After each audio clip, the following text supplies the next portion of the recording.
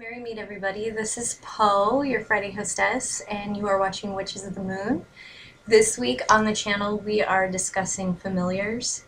Um, just gonna kind of launch right into it. My opinion on the subject is a familiar is a familiar spirit, and they can take the form of an animal. Usually that's kind of the more mainstream form that we see them kind of inhabit.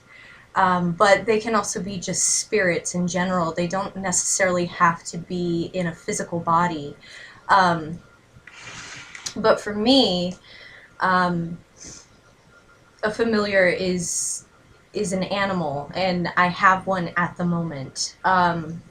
But anyway, I'm just gonna kind of get into maybe a little bit of what I feel a familiar actually is or what it does. Um, Familiars are known to be kind of aids. They're people who are spirits who aid witches in their magical and spiritual practices. And I refer to them as spiritual custodians. The reason that I say that about them is because they seem to round out magical workings and spiritual work and that sort of thing. They enhance it a little bit. They add a little something to it. Now, I don't feel that they're absolutely necessary, as this is the first time that I think I've ever had a familiar that I'm aware of. Um, but they do help. They kind of oversee things. They help with, your rituals, your spell work, just enhancing those things, at least that I've noticed so far. Um, I feel like also what they do is they kind of lend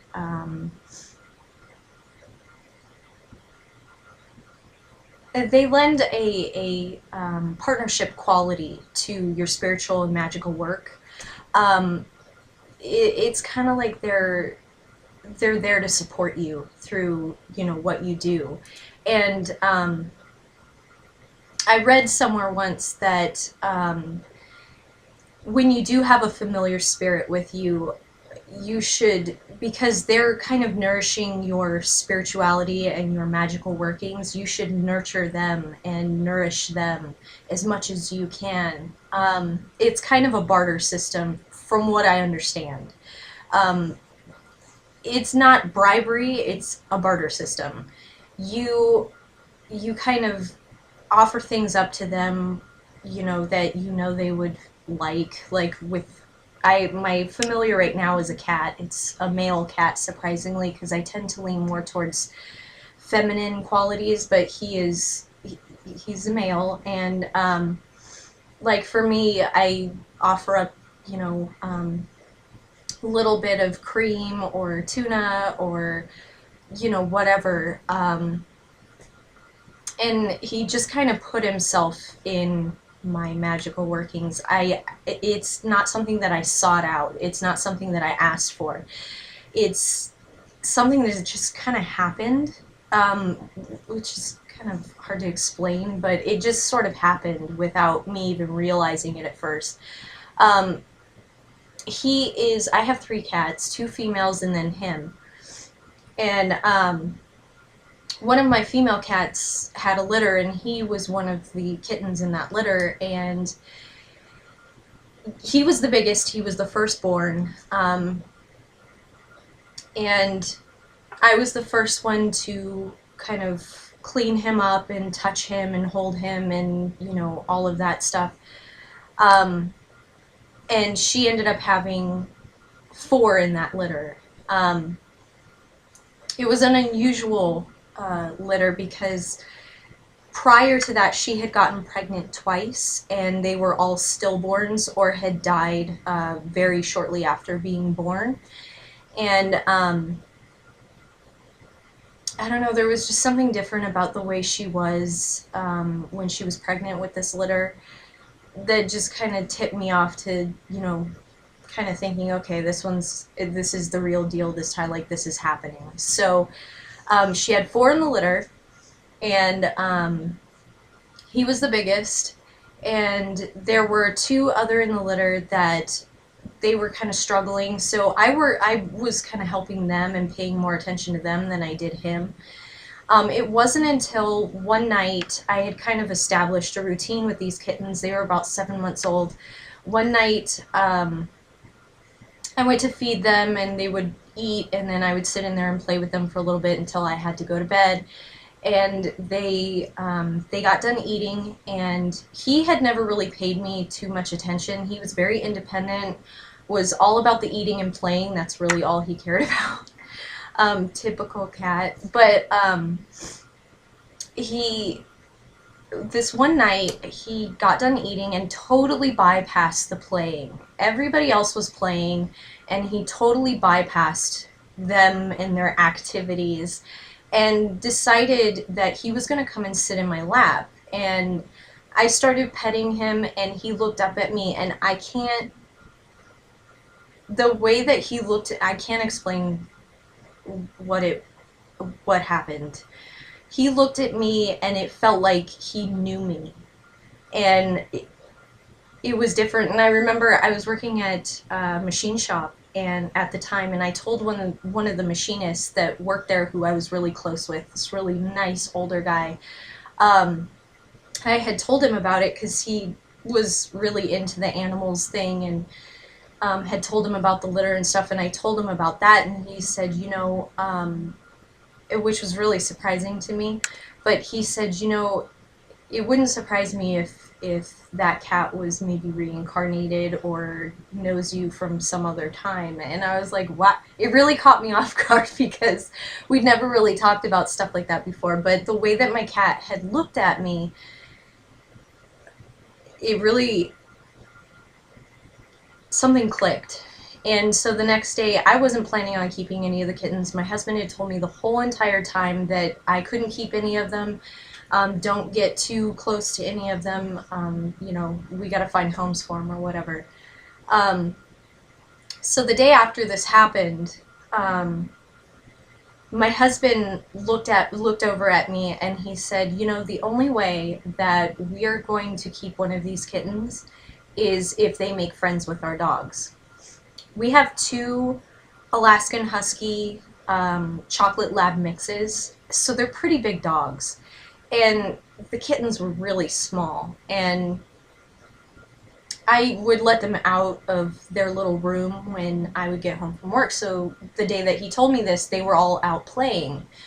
Well, we had the dogs inside because it was really hot, and right after my husband said that to me, my kitten walked over to the dogs and started playing with them, started playing with their tails, started playing with their ears, climbing all over them. And as horrified as the dogs were of the cat, this little tiny cat, they let him kind of play. And I looked over at my husband, and he said, "That's the one." And so anyway, he's only maybe 2.5 years old now. I've started noticing in the last year or so in particular that he's taken on some interesting habits as far as my spirituality and my magical working is concerned. I cast a circle here at my altar for the first time at Samhain last year. And I was still in my year and a day, but I wanted to do an ancestor ritual, so I was doing that, and I noticed that he immediately came in the room when I cast circle. And I've noticed that every single time that I've done any ritual, circle casting, anything like that, where the circle is open, he has to be in there, and he is right in the middle of the circle, and it can be kind of annoying, I guess, because he has to lay on my lap, or he has to lay on my books, or he has to lay right in the middle, or so I've noticed that he's really sensitive to the kind of energy raising that occurs when I open circle.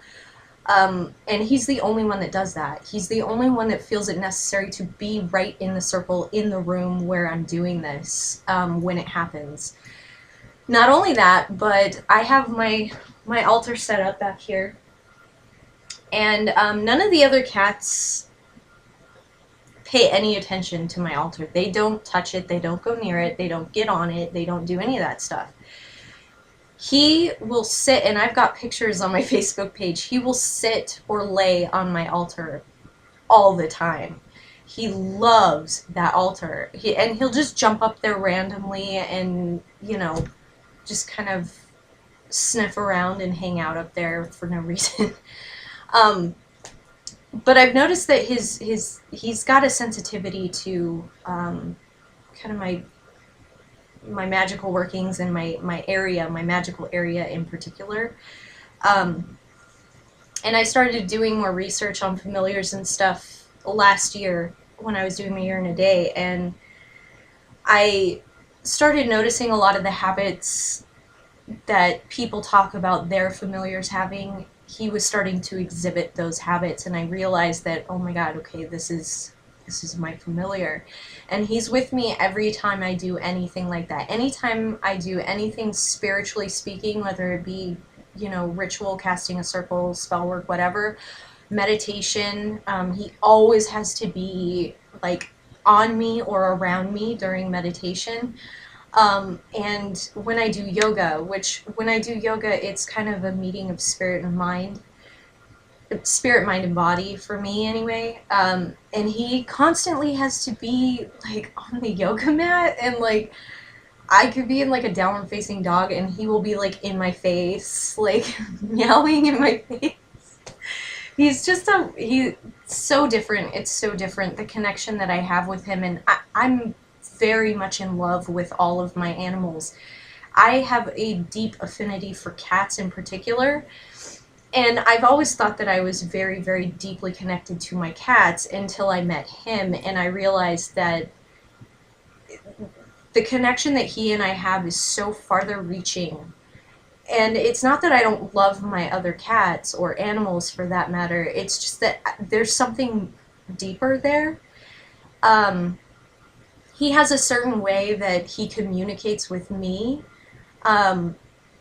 He's a very vocal cat, and he talks a lot, but when he's trying to let me know something, I mean really intently trying to let me know something, he will meow in a very different way than he normally does.